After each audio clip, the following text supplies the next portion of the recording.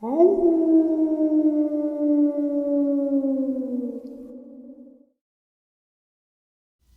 greetings and salutations, everyone. I hope everyone is doing well today. And today is Saturday at 12 a.m. Eastern Standard Time, Saturday Nightmares, live from New York. Our live stream, I hope to see you all there.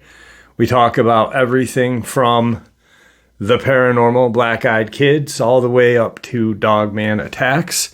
But that's not why we're here right now.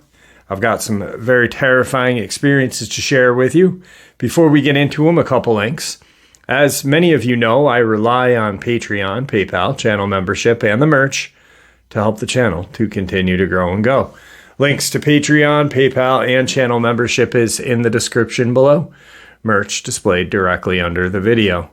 Also, Dogman, Frightening Encounters, Volume 1 through 3, the audiobook versions. They were written and researched by Tom Lyons, narrated and produced by me, Jeff Nadolny. Those audiobooks are available on Audible, Amazon, and iTunes, links to which are also in the description as well. And finally, last but definitely not least, if you'd really like to help support the channel to continue to grow and go, simply subscribe. It doesn't cost a cent. Click the like button, takes half a second. If you don't want to miss out on any of the informative uploads I put out daily, click that bell icon, and folks, please leave a comment. Why? Well, because all these things really do help the channel to continue to grow and go. And yes, folks, they definitely do matter. Now, everyone, I have taken far too much of your time. Let's jump into today's upload, shall we? All right, quick update on the channel. I am very happy to finally get to every single email that I have put into my starred box since my dad initially went into the hospital back in November, and I've been trying to whittle away at them because for a couple of months I just couldn't do anything. But I have over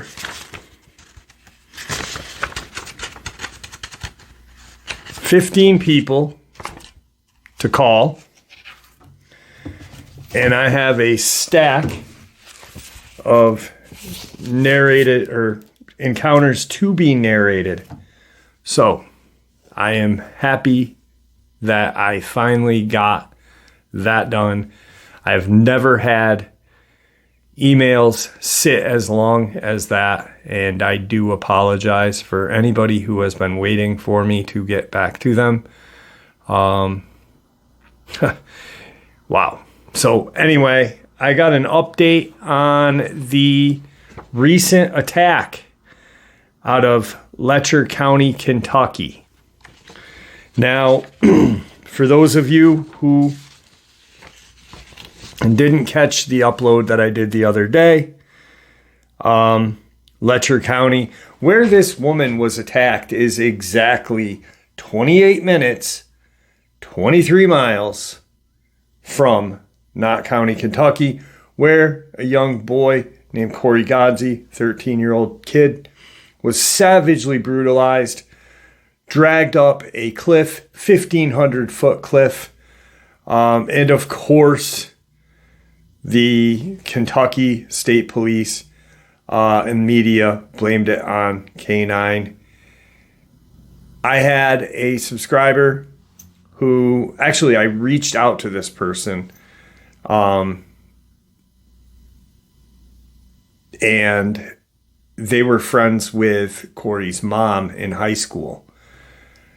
And I was only able to reach out to them because I went onto Facebook, read about the attack, started reading things back when it happened, and this was 2020, and reached out because he made a comment stating that he knew the family, yada yada, and I reached out. He came right back on and said that Homeland Security had been present.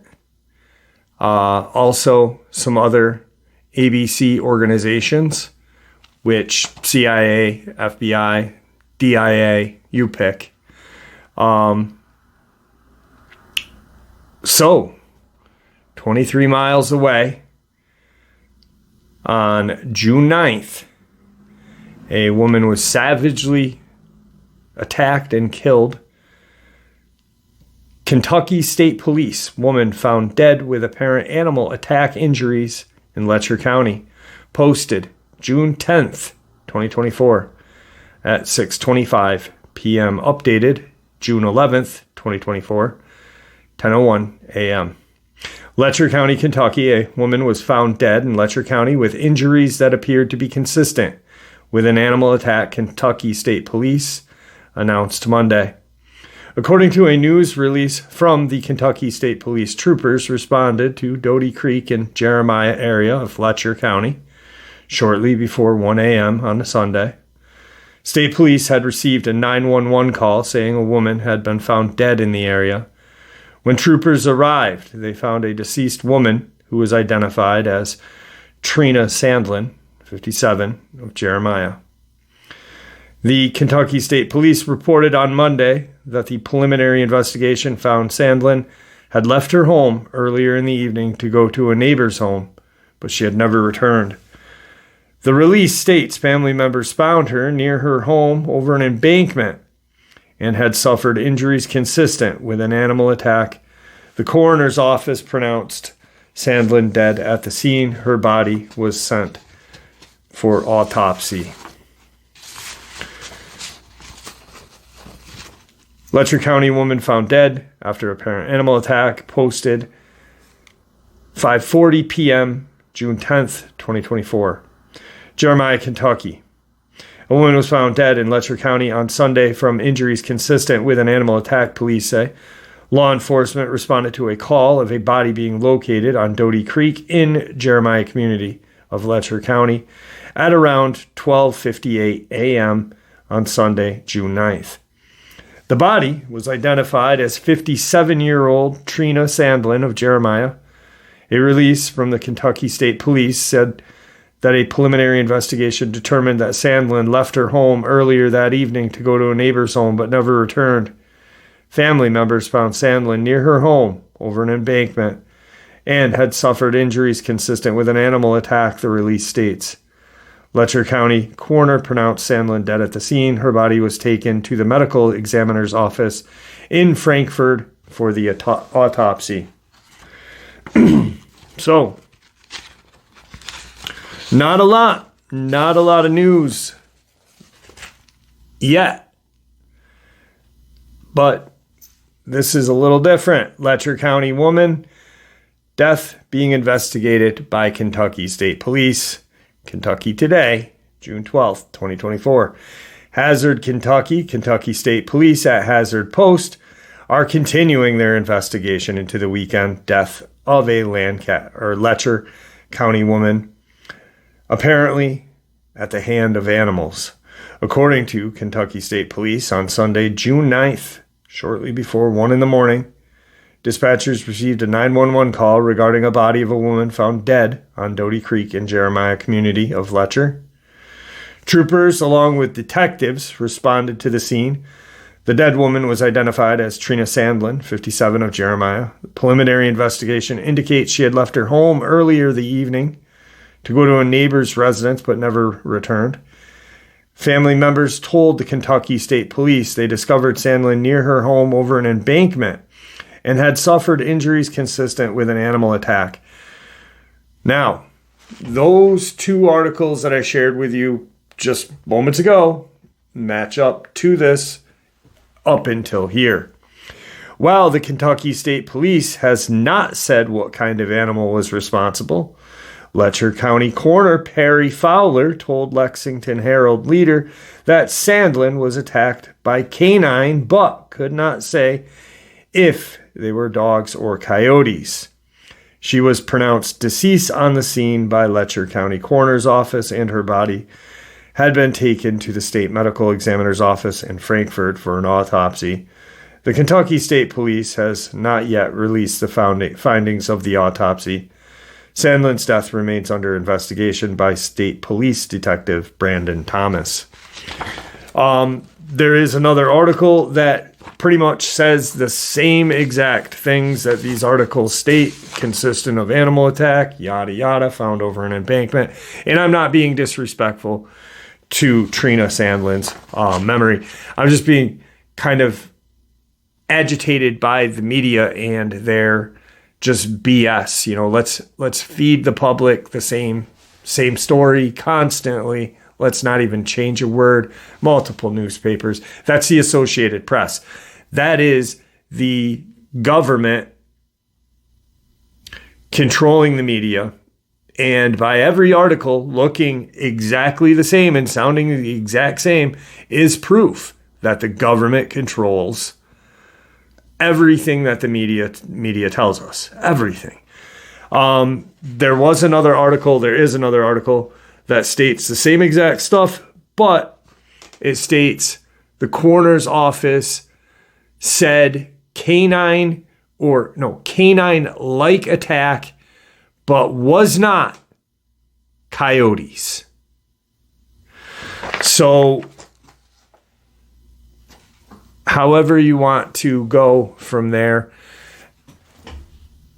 she's found in an embankment.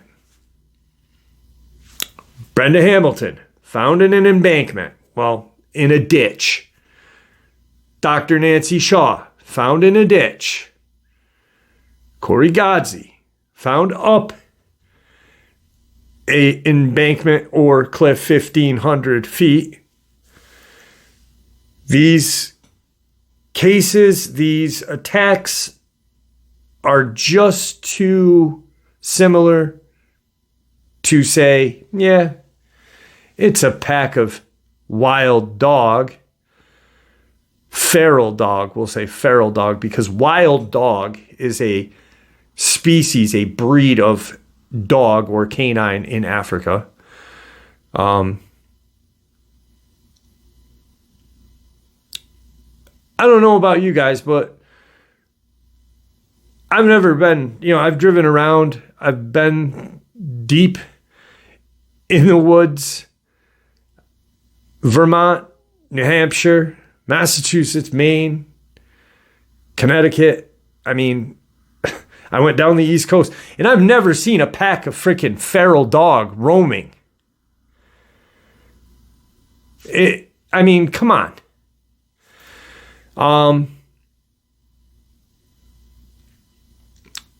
The media, controlled by the government, doesn't want this shit coming out.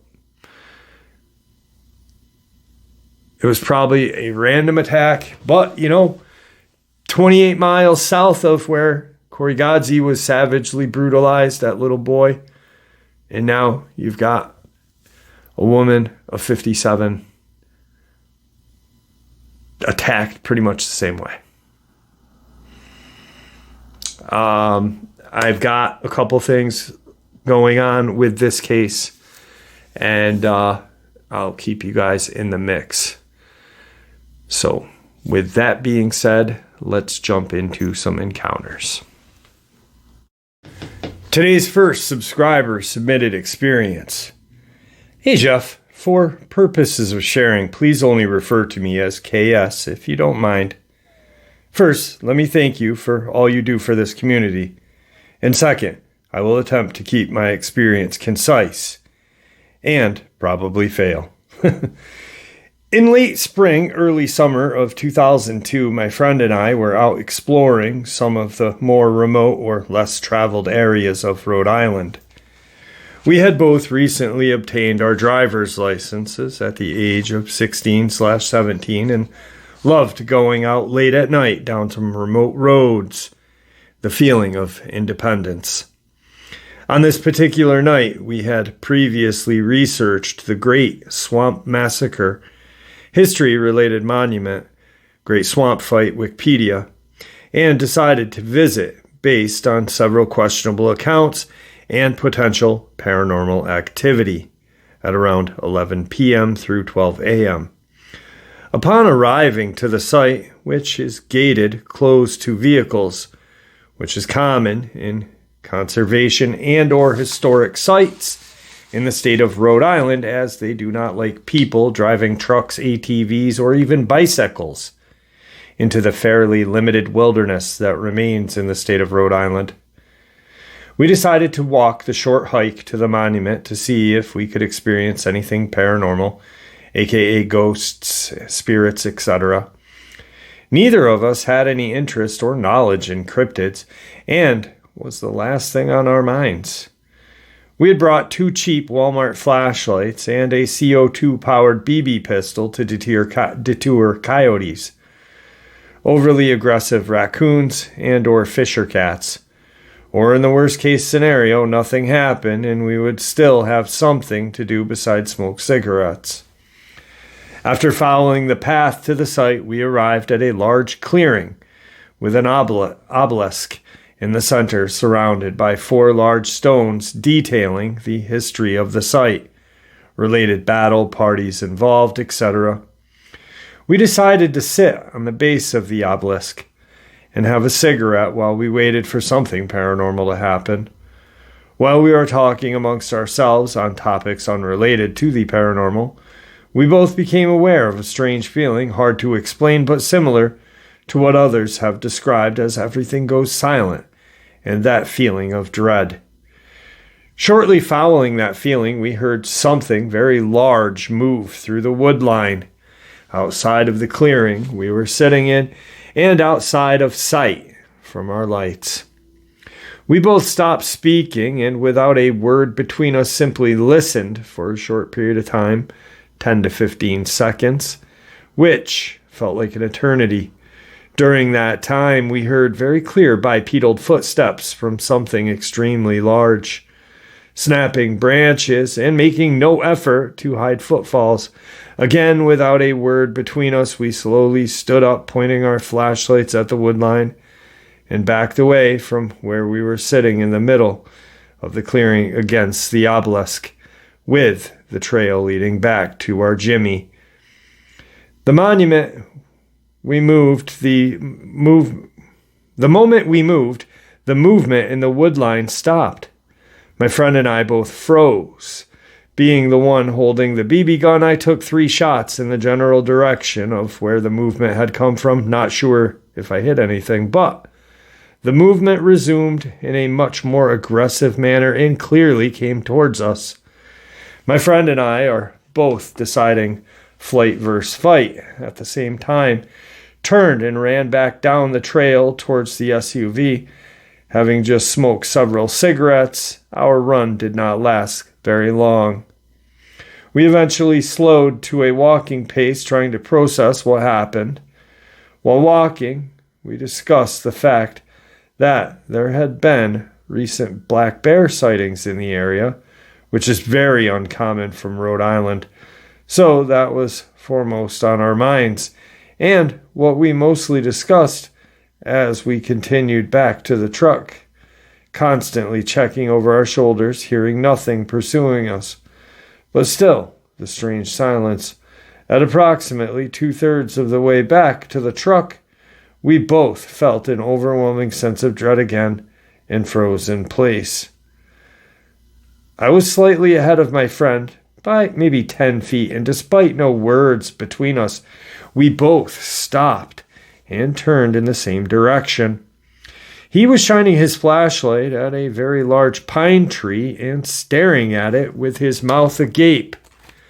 I followed his flashlight beam with my own to further illuminate a very large, yellow-eyed, and vaguely humanoid shape peeking from behind the trunk of the pine tree at approximately 8 to 9 feet in height. Time seemed to freeze, but likely was only a few seconds, which felt like hours to me. My friend said, "Does that look like an eye and a head to you?" I responded, "Yeah, what do we do?" While slowly rising my ridiculous BB gun, the eye illuminated by both of our lights from similar but slightly different angles, blinking. I don't recall which of us said, but "Did you see it blink?" I remember lowering the BB gun in a state of dread, again not fully processing what was taking place and thinking it was potential bear.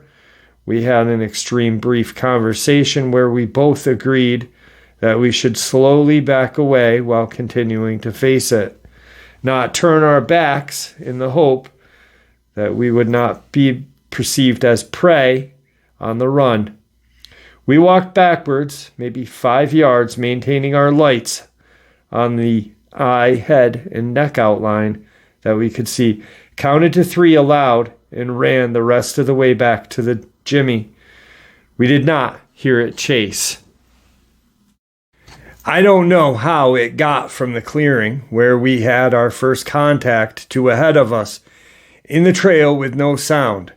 I don't know if there was more than one. I do know after the event that it was not a black bear or any other typical known animal native to Rhode Island. Prior to this, my friend and I had zero knowledge, care, concern, or anything about Bigfoot, Dogman, or whatever you want to interpret it as.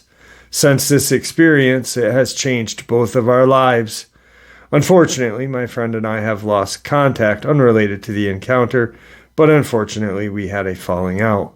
I can say without a doubt that it changed both of our mentalities and perspectives on life. Thankfully, this experience has not deterred me from outdoor activities such as camping, fishing, or hiking. Although I have since done those activities with the appropriate personal protection equipment. If you're ever in the state of Rhode Island, drop a line. I would love to take you out to some of the freshwater fishing or to some of the more lesser known but equally historically documented paranormal hotspots, such as the Conjuring House that you had just visited. Any questions, feel free to the email back. Happy to provide my phone number. All the best, KS. Thank you, KS. And, interestingly enough, Rhode Island is, as many of you know, the smallest state in the Union. But has a very historic past in paranormal as well. You wouldn't really think about that. You wouldn't think it, but where Rhode Island sits is right next to Massachusetts, Connecticut, all around is just this massive area of, where our founding fathers and earlier Native Americans and the Prince Philip's or King Philip's War was fought. One of the bloodiest battles per capita in America. So many people lost their lives in that. So there's just such a huge paranormal. But yes, there has been bear spotted in Rhode Island. Crazy thing, there's been a Bigfoot and there's been a crawler sighting near the Conjuring House.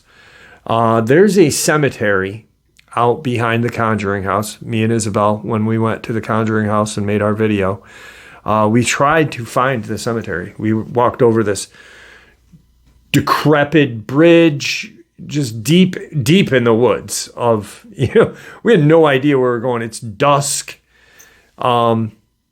And we couldn't find it, but it was creepy as all can be.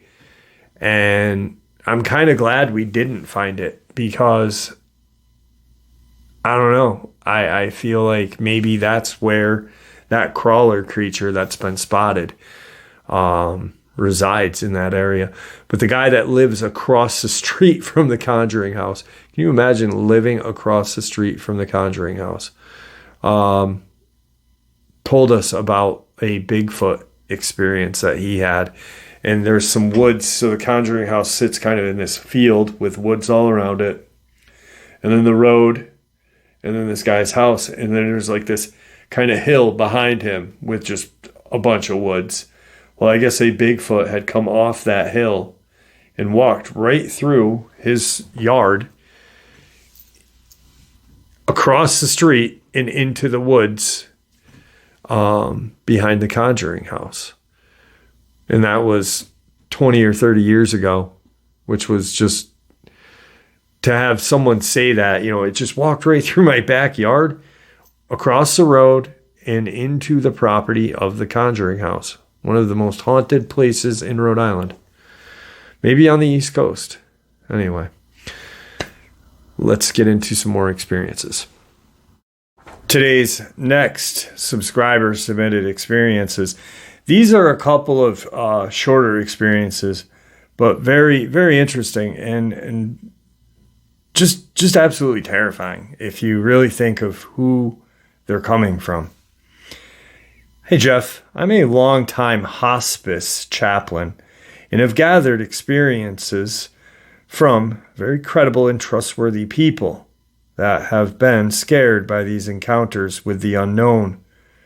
The first experience comes from Guntersville, Alabama, from a daughter of a patient who was an attorney. She states that she was coming home down her driveway, a long, winding gravel road, when she saw in the distance a solid white, massive, four-legged creature up ahead in the bend. She thought it might be a horse, but much larger, which immediately rattled her. As she got closer enough to tell it was a wolf-like creature, it stood up, gingerly walking in the woods. She said she was so terrified on a level she had never experienced before. She got home to tell the farmhand, an elderly gentleman who once pastored a church. He relayed to her a story he had kept secret as not to scare her. A few weeks prior, he was in the barn and heard something rustling in the woods behind the barn. He looked out the window and saw several sets of glowing red eyes that belonged to jet black dogs walking effortlessly on their hind legs. These dogs that were walking bipedally resembled children, only 3 to 4 feet in height. Dogman pups? Juvenile dogmen? I mean, there are only a very limited few of experiences I've heard with juvenile dogmen, and which is baffling to me because you'd think there would be so much more. But wow. Can you see this massive white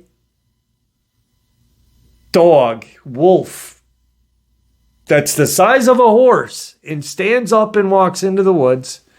You go and tell the gentleman who works for your family's horse barn, and he tells you, oh yeah, about a week ago, I saw these red-eyed 3.5 to 4 foot dogmen children.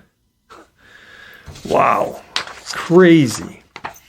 The second experience comes from a lady from Rogersville, Alabama, that happened in the 40s in a community called Grassy, Alabama. Witness states she was getting laundry off the clothesline when she got a dreadful feeling like something was wrong. She then noticed a white, hairy creature with long, flowing fur that dragged the ground, obscuring its body and feet. She said it moved very strangely, like it was gliding across the ground.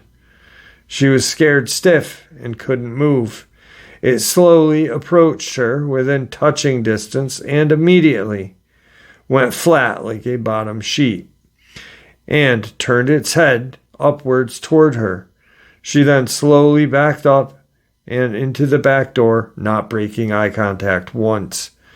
She said it was so unnatural and dreadful to see. She said that its face was long and smooth, with kind-looking eyes like a human's eyes, and had violet/pink color similar to an albino. Huh. I've never heard of a creature that,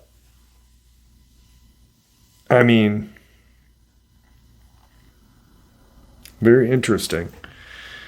If it didn't have fur, I'd almost say crawler, but it's got fur. Appreciate it, SW. Thank you. Today's third subscriber submitted experience. Jeff, I'm going to start out with a bit of background. I'm 36 years old. None of that liberal crap here. I am He-Man woman lover. I live in northeastern Oklahoma in a city called Coweta. The encounter I'm going to share happened in the neighboring city of Broken Arrow when I was 6 or 7 years old. I'm rugged, hard-working outdoorsman. I dress and play the role of cowboy, country boy to the letter. No, I don't just wear the hat, belt buckle, and boots. I call myself cowboy, baby. Bow, bow, bow, bow, down, bow, bow, down. Sorry. I can ride horses with the best of them. I can rope. I grew up on a small farm with horses, cows, sheep, rabbit, cat, dog, poultry, and fowl of various types. I helped birth my first lamb at the age of 7. Enough about that. I just wanted you guys to know the type of guy I am. I'm an outdoor survivalist. I love being in the woods, even to this day. I don't get out as much as I'd like, though. I'm a mechanic for Cadillac, and I work about the equivalent amount of hours as two full-time jobs. I hear that. I've been trying to get in touch with a Dogman research group that would hire me unpaid and provide me with the equipment and resources to research and get the answers to so many questions we all have. First and foremost, Dogman research groups don't pay. I've never heard of any research group. You're better off doing your own research. And the equipment you would use is a camera to document things, a notebook, pencil, backpack, hiking boots, and being out in the woods. That's probably the best way you would get answers. Dogman research groups, in all the years that I've been doing this, tend to be this pecking order. Look at me. Oh, your theory doesn't agree with mine. I'm better than you. This, and that. Just do your own research, brother. I can't think of anything that scares me. So studying cryptids would be a natural fit for me. Again, enough about that. Let's get to the encounter. I have to start by saying this encounter is why I'm not afraid of anything to this day, beyond losing someone I love. I'm sorry. It scared me so badly that I blocked it out until about 3 years ago when I stumbled across Dogman stuff on YouTube. Then it slowly started coming back. Here's what I remember. I used to have nightmares about a 7-foot-tall Belgian Malinois walking on its hind legs. Sometimes it would chase me. Other times it would speak. Sometimes it would be walking in our yard like it didn't notice me. And I would try and sneak past it, but at the last second it would quickly turn its head, look at me and smile. On occasion, I would have what was like a waking dream, and it would be in my house outside of my bedroom door. In these waking nightmares, I hadn't seen it yet, but I knew it was there, if that makes sense. I would be so scared for my family, I would pray it would go away. But if it was there to hurt someone, I prayed it would be me. My older brother slept on the top bunk, and in the darkness, I would see my partially cracked door open slowly, then a snout appear. Then its head would appear, and I would be squinting, acting like I was asleep, but still made eye contact. I tried to control my breathing so it wouldn't know I was awake and scared. It would slowly sniff around like it didn't notice me as it slowly made its way to my bed. Then it would sniff my face. Then, in a blink of an eye, it would bite me in my face, and I would wake up panting and cold sweats, so scared I couldn't speak, to wake my older brother to walk me to my parents' room. So I would brave the darkness and take myself in there and lie on the floor next to their bed. I never understood why I had these reoccurring nightmares growing up until about 3 years ago. Here's what I remember of the encounter itself. Wow, that right there is powerful. Like that I've heard so many people, and I don't mean to, we're not at the encounter yet. I just want to comment on this. But I have talked to so many people that have just stuffed their encounters down, and something like that brought it back for them. And then they remember everything. It just comes flooding back. Wow, it's just crazy. It was summer. School was out. We used to ride our bikes all over back then with no concerns of kidnappings or molestations or any of that crap happening to kids like it does nowadays.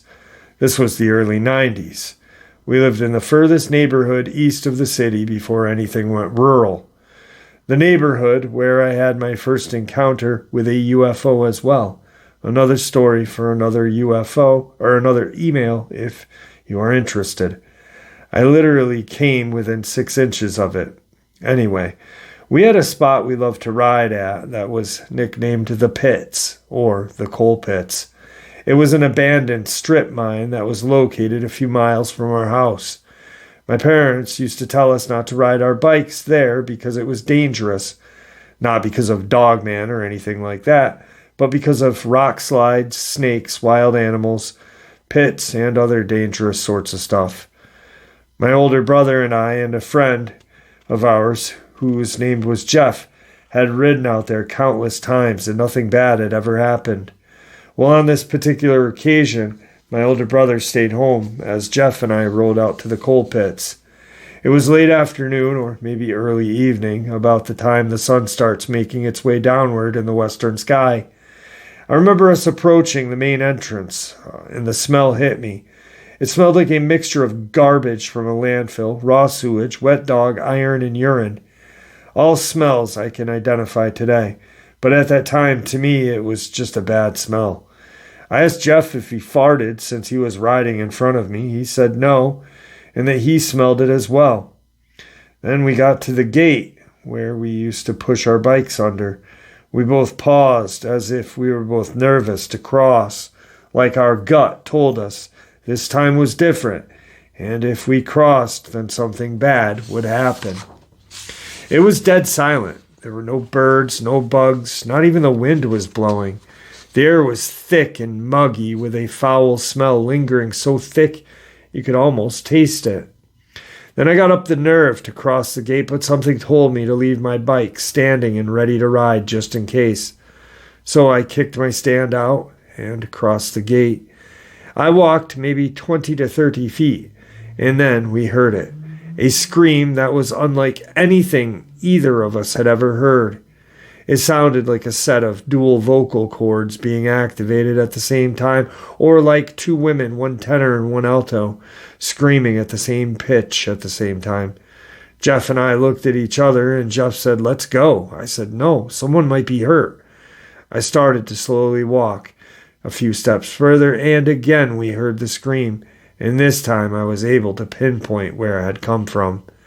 About 50 to 75 yards ahead, inside the strip pits, was a rock ledge made of shale, clay, and other rocks and minerals. It stood maybe 15 to 20 feet tall. We used to ride our bikes down it. On the other side is where the scream had come from. And again it screamed. Then we saw it. Not 2 seconds after that, Jeff took off. I stayed for a second, stunned, trying to process what I was looking at. It was like a 6 or 7 foot tall Belgian Malinois walking on its hind legs, screaming. Its forearms were long, though, and its hind legs shorter than the front. It snapped its head left and looked right at me. Then it grinned and began to make its way toward me. Not a run, but like a fast walk.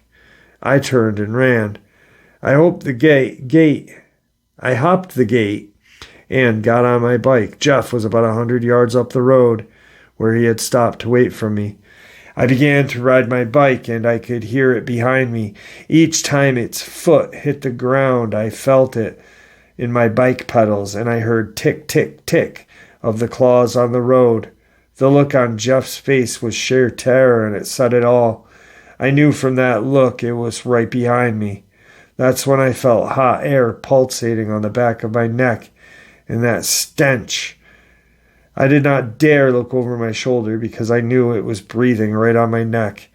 keeping up with me as I rode my hardest to escape. I couldn't help myself but to look. I turned my head just enough to see if it was really there. All I saw was tan and black fur. This carried on until I got about where Jeff had been waiting for me before he took off again. Then it veered off the road and was gone just like that. I didn't stop riding my hardest until I got home. Jeff and I didn't say goodbye to each other. We just rode to our homes, and I never saw him again after that. When I got home, I discovered I had pissed myself at some point. In all of the panic, I knew my parents wouldn't believe me, so I went to the room and changed my pants and soaked my jeans in water so my mom would know I had urinated my pants and wouldn't ask questions. I don't know when, after all of this, I blocked out that experience or when the nightmares started or stopped. I just know that my encounter is why I had them, when I never understood as a child why I would have such vivid nightmares of a dog on its hind legs. Then about 30 years later, it all came to fruition, and I was able to solve my obsession with werewolves and answer the reasons why I had nightmares growing up. I listened to Dogman Encounters, and that's when it all started coming back. It took almost 3 years for me to remember that much of it, and there is still gaps that I'm trying to fill. But that's the extent of what I remember. That much of it, and there are still some gaps that I'm trying to fill. That is why I am not afraid of anything to this day. I have determined that is the most afraid I had ever been, and nothing else can compare to that. I am fearless now. I have been shot at. I have fought wild dogs attacking me and my mom and a lot more. I've even had a little paranormal encounters, and none of it scares me. I hope I was able to at least entertain some of you with my experience. I would swear on a stack of Bibles and on anyone I love that every word in this email is true and factual to my best of my memory and knowledge. If you would want to hear more of my experiences, paranormal/alien, let me know. I have a hard time finding time to type this stuff up. So long, a phone call would be much easier.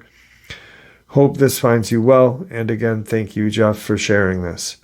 If I can ever help you or any of your listeners who have Dogman issues, please let me know. I am not afraid. I am not stupid.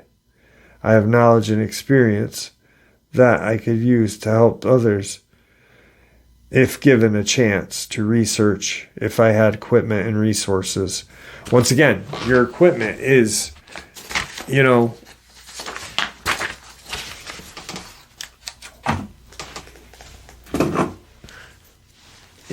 need a great phone. I have an S24 Ultra. It's an amazing camera. A good phone. Here's my burner phone. $40 phone. 3 cameras. Backpack. A camera holder or phone holder with a tripod and an extension. You can get them on Amazon for like $30. You don't need to spend millions of dollars. They don't make equipment for dogman hunting. This is stuff that, I have accumulated so much stuff with paranormal equipment throughout the years. And I'll be honest with you, the majority of it is unnecessary. It was a big waste of money. The one piece of equipment for paranormal research that I really do value the purchase would be my SLS camera. One, because it is an infrared camera as well, but it's the stick figure camera. This little camera, this little attachment, there's a screen right? Where is it?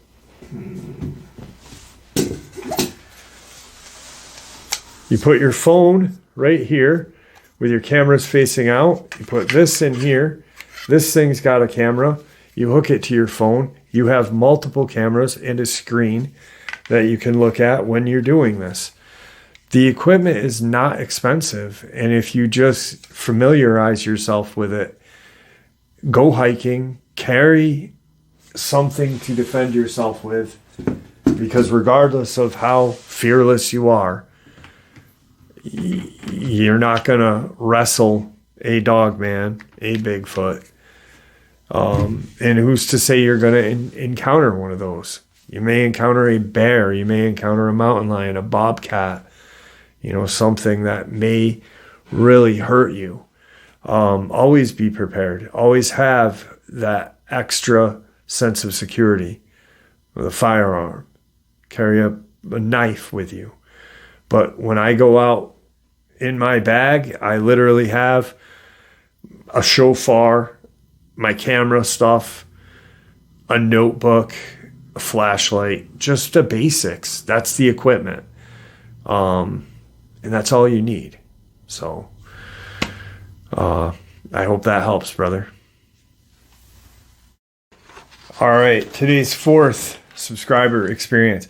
And, I wasn't knocking research groups. If you can find one that is, open-minded and accepting of everybody's theories, and there isn't a leader, and there isn't some guy that says, I've been doing this for 36 years and I'm the boss, I'm the expert, because I've been researching for 30 years since I've had my first experience in 94. My one experience, whatever you want to call that happened up north, I don't know what. But, if I were to meet somebody that had never experienced, I communicate with people all the time that, shoot me an email and I'm like, whoa, that's great information, or that's a great idea. And I'll look into it and I'll be like, yeah, that fits my puzzle, because there is no experts. And I mean, Mike, that's the gentleman's name. I'm not going to go any further with his name, but, just do it on you, find the answers for you. No experts. There is no experts. So, and have fun doing it. I think that's the best part of researching, is you're learning something. You're literally investing your time and your intellect into something that you love, and you're having fun doing it as well. And I think that's when we get our answers. So today's fourth and final subscriber submitted experience. Hey Jeff, before I tell you what I experienced, a bit of background on me. Now I'm 35 and I'm well traveled. I am currently only missing 5 states: Alaska, Hawaii, North and South Dakota, and mainly are the only states that I have not been to, and I've seen my share of wooded creatures. In Texas, where I was raised, Tyler County, which is part of the Big Thicket National Reserve out there. I grew up in a town with a population of 300. There were only 4 or 7 boys around my age, but none close enough to play outside of school. In the sticks, in the woods, playing with either myself, my dog Boss, or my brother all day, my stepdad taught me how to hunt, how to follow trails, how to post up in a creek, and be able to have a yielding hunt. On April 6th, I found myself homeless, and I was sleeping under a bridge. Now, I'm particular about where I sleep, so I set up 3 hours before dark and cleaned my area to make sure it was safe to sleep. Yes, it was an active bridge, but the bridge was like a football field long, about 100 yards, and you could hear the vehicles dark brown, as hard as the river 40 feet west of me. 3 support columns to my east was the road to get up to from underneath the bridge, because where it was, you could pull under and park and fish. I've listened to your show, and I've listened to a couple of other channels, and everybody describes this smell. Well, growing up where I did, every once in a while the woods would have a specific smell, and it didn't smell like dog or wild hog. No, I knew these smells. I didn't smell anything but the breeze was in my face, so whatever it was, you knew the wind pattern to where I couldn't smell it. Yes, the bridge does vibrate the ground, but once you're lying there and you can feel the rhythm of the trucks and cars so it doesn't alert you or alarm you. I didn't hear anything walk up, but I felt like something heavy was walking up behind me because I was lying on my right-hand side facing north, reading the sun in the moonlight picked off in the woods, Cleveland, Texas Wildlife Preserve. About an hour, maybe 3 hours after dark, I was able to fall asleep. I didn't wake up to noises, and I've gone to sleep with so a new noise would wake me up. But other than that, I am a heavy sleeper, but I wake to touch and new noise, I'm wide awake. I wake up because I feel my sleeping bag move, but I don't hear something grab it. But I clearly feel it being pulled up off my legs because I was wearing shorts and lowered back down, kind of like something was sniffing. Then I hear the longest howl of an animal I have ever heard in my entire life, and I froze because the entire inhale was rising or lifting the sleeping bag that I was sleeping in off my legs, and I could feel the cool air kind of pool through that. It's weird feeling, and it was like the air was being sucked out of my sleeping bag, but through myself after that I froze, and I could remember thinking what was sniffing my leg. I'm guessing maybe an hour goes by. I didn't hear any more wildlife. I haven't heard a vehicle go by, and 400 count. I would count 1 to whatever in a slow manner to the age time in between vehicles to get an estimate time of night. So my guess on time was maybe midnight to 1 in the morning. There was hardly any traffic when theirs happened. I did wind up falling asleep because the whole time I'm thinking it smelled me. If it wanted to kill me, wouldn't I be gone already? Or do they like playing cat and mouse? In the morning, Saturday morning, I woke up with none of my belongings because I was traveling on bike and I was traveling to relocate. When I was cleaning up my sleeping area, I noticed something that was not there when I made my sleeping area because I started 3 hours before dark to make sure it was nothing that would pull something in the direction of where I was sleeping. I picked up the trash, basically cleaned it with my feet, trying to make it soft and level. In the morning, which would be below my feet going towards the river, there was a dead duck, which I thought was strange. I go back to roll up my sleeping bag, and I look to my right, which would be south, and there was a possum maybe lying 15 feet away from me. Definitely was not there when I went to bed. I thought, well, that's strange, so I gather my belongings and decide to go north direction to get to the highway to go over the bridge, and that's where I found the third carcass. Maybe the night before, I didn't see this one because it was somewhat in a grassy, roughly 15 to 20 feet away where I was lying. Now, I didn't see with my eyes anything because I was lying on my right side facing north, and whatever this was came from the south and left from the south. Now, I grew up in the woods of southeastern Texas and in the swamps of southwestern Louisiana because my family on my mom's side are from Louisiana. So I've heard people speak of the Rougarou, but the family members that spoke with them spoke French, and I couldn't understand it, but some of the words kind of made sense, in some of them without thinking back on it. Then hearing your show and what Southwest Louisiana and South Louisiana call it, I'm sorry, I feel like I'm babbling and going on, but ever since this weekend in April, every once in a while where I'd come back to, because after finding the 3 carcasses in a cardinal direction of where I was going to go, made me turn around and ride my bike, a motorized bicycle with 2 backpacks and a duffel bag full of stuff.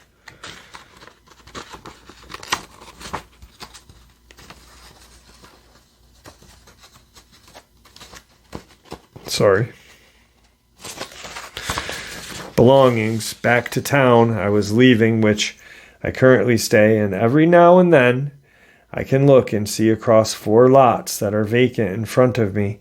I do see reflective eyes of not only the local deer herd that comes through, but also something that comes through traveling alone.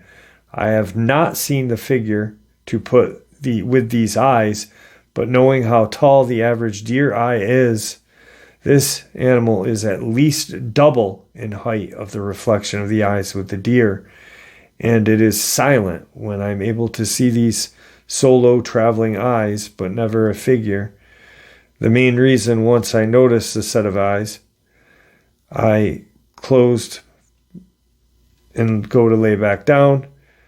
I closed my door and go to lay back down and open my door, and I see the green reflective of a deer. I'll stay and I look, and I'll spot 1 or 2 of them because they hop across the vacant lot. But the other side of the eyes, I don't look and wait because I start having a panic attack. But maybe that's me being paranoid. I'm sorry for such a long email.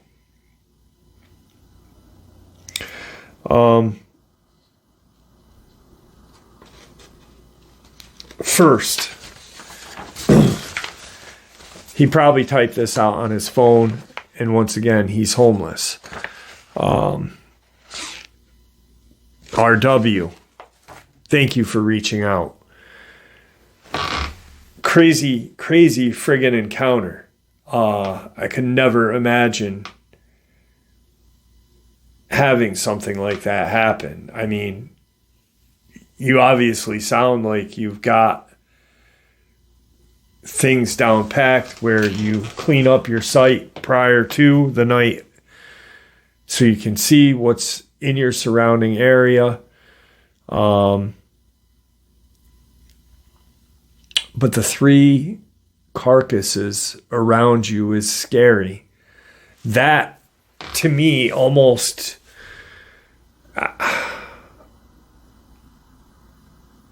it sounds demonic in my eyes. 3 Trinity, 3 dead carcasses that weren't there. You have something messing with you while sleeping, and I can't blame you for not turning over. And then I like how you describe, you see the deer, you know it's the deer herd, because there's, obviously their eyes reflect green. But whatever this is, it's traveling solo in double the height of a deer, which would put it 8 feet. My concern is your homelessness and sleeping under a bridge. I urge you to find a safer spot to go, because I've had a subscriber come on in California, or from California, and talk about how these creatures do prey on the homeless. And there's a bridge in California that these creatures attack the homeless at. Actually, there's an abandoned train or an old train trestle on Jimtown Road in Cott County, Tennessee, where Amber Miller and Tony Aarons were killed. And there's a homeless camp down there. And they talk about the Dogman lurking around that encampment. Just be careful, please. And thank you for sending me your experience. I really appreciate it. All right, guys. So we're going to end tonight's upload or today's upload with case file number 31, Reptilian Case Files. Subscriber in the comment section said, wow, I really like these case files. They're freaking creepy. Could you put them all in one video? And I think that's what I'm going to do after I finish reading them individually, a couple per night. But it's going to be a long video, a couple hours at least. But the next case file after this one is freaking terrifying.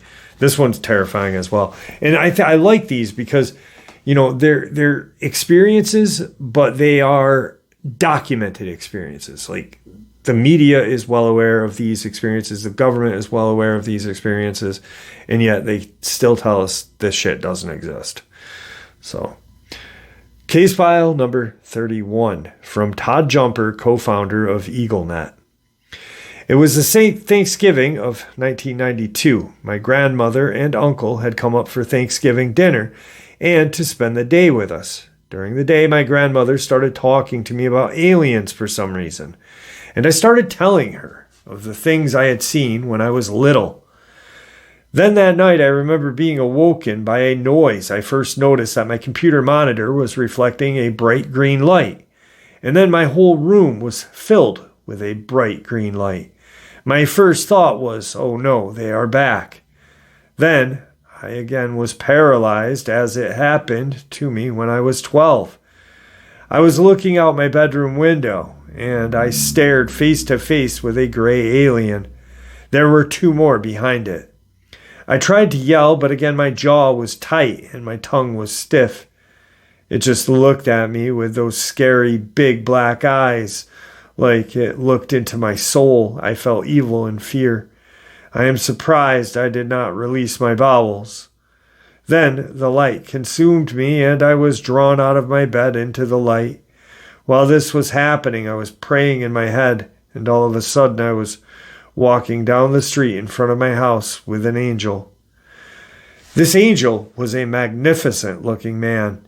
He was 7 feet tall with bright white light around him. Was a pure as freshly fallen snow. It radiated about the entire front yard like the morning sunrise. His face was gentle and happy, and his eyes looked at me lovingly.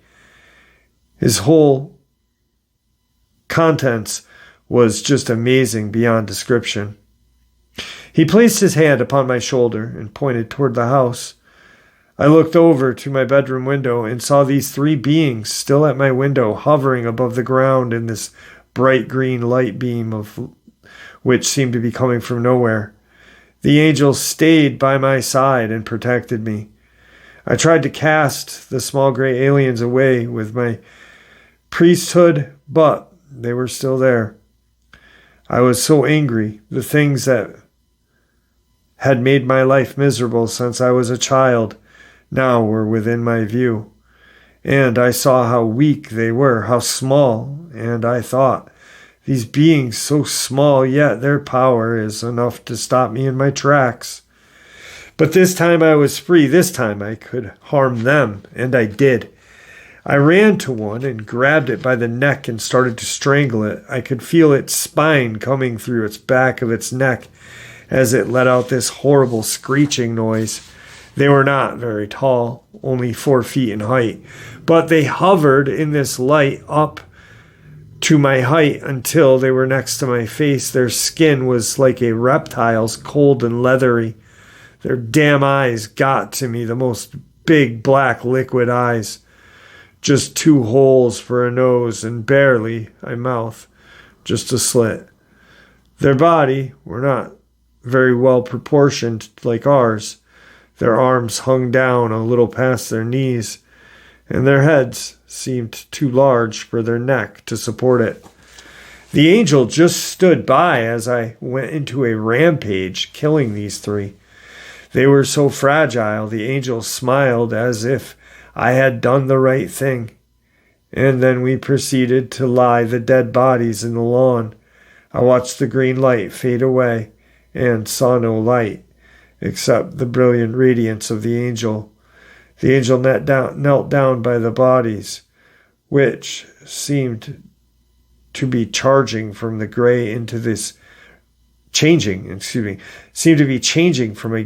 a sickly yellowish color. I watched as the angel opened his robe and unsheathed a golden sword and began to cut the heads off of these creatures, opening their head. Their brain came out in an upper and lower section. The angel arose and spoke, "Behold, they are nothing to us.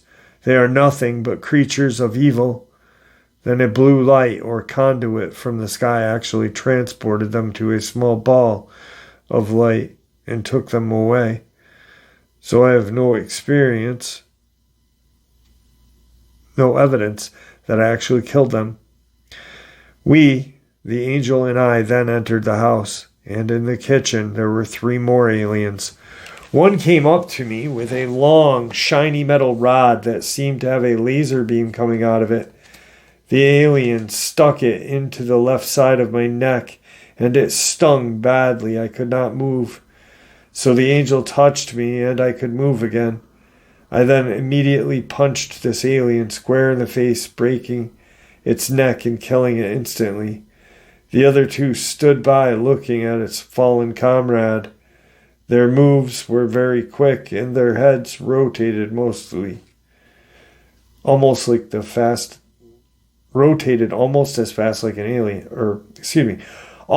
fast as a lizard. The angel held up his arms and spoke, "In the name of Jesus Christ, I command you to depart."